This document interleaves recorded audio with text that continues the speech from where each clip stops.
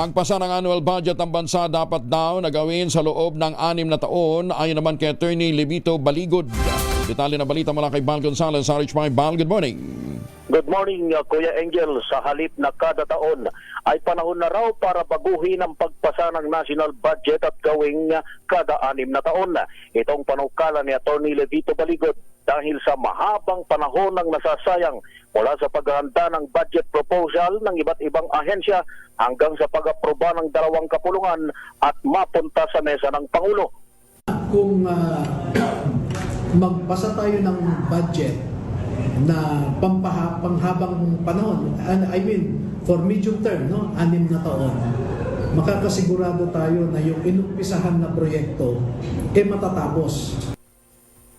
Sabi ni Atty. Baligod, mas makatitiyak pa na matatapos ang lahat ng priority projects ng nakaupong presidente dahil mayroong continuity at sasabay ito sa kanyang 6 na taong termino. Ginawang halimbawa ni Baligod ang ilang mga proyekto gaya ng dredging ng Laguna Lake noong panahon ni dating Pangulong Gloria Macapagal Arroyo na nagastusan na ng pamahalaan pero hindi natuloy dahil sa usaping politika.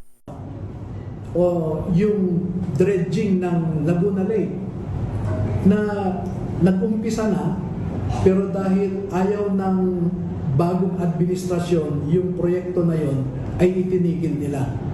At meron pang isang nangyari na isang proyekto hindi itinuloy ng gobyerno, pinagmulta tayo sa international arbitration, no? So nadoble ang ating gasto. Si Baligod, ang abogadong humawak sa kontrobersyal na 10 billion peso PIDAFI scam na nagpakulong ng 3 senador at sa nakatiit pa ring pork barrel queen na si Janet Lim Napoles. Ako si Bal Gonzales, DZRH, una sa Pilipinas, una sa Pilipino. Maraming salamat, Bal.